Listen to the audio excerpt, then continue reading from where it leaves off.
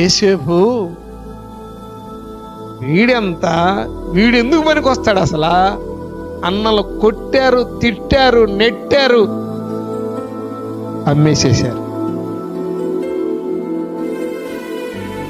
దేవుడు ఆ బిడ్డకు తోడై ఉండి ఈ 11 మందిని వారి కుటుంబాలని పోషించే స్థాయిలోకి ఆయన తీసుకెళ్ళాడు.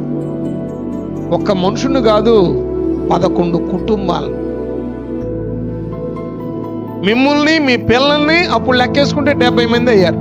ఒక సమయం వస్తుంది నీకు మేలు జరగటానికి, నువ్వు అభివృద్ధి చెందటానికి, నీ బంధకాలు విడిపోవటానికి, నీ దరిద్రం వైదొలిగిపోవటానికి. ప్రతిదానికి ఒక సమయం ఉంటుంది. నీకు నష్టం వచ్చిందా? పంట పండలేదా? ఇబ్బందిగా ఉందా? ఎప్పుడు చీకటే ఉండదు, తెల్లారే సమయం ఒకటి ఉంటుంది. నీ బిడ్డల ప్రయోజకులు కాలేదని ఊరంతా అంటున్నారా? పనికి మాలినాడా, పనికిరాడు అంటున్నారా? దీర్ఘశాంతంగా ఉంది. పనికి రాడు రాడు రాడు రాడు అనే వారి రాతను నా దేవుడు మారుస్తాడు.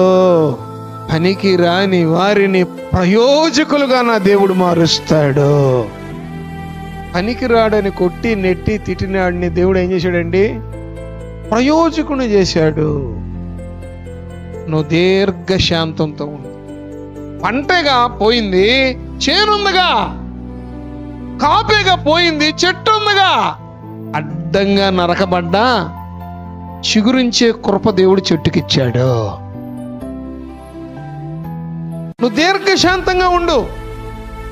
ఖచ్చితంగా ఒకరోజు నువ్వు ఆశీర్వదింపబడతావు.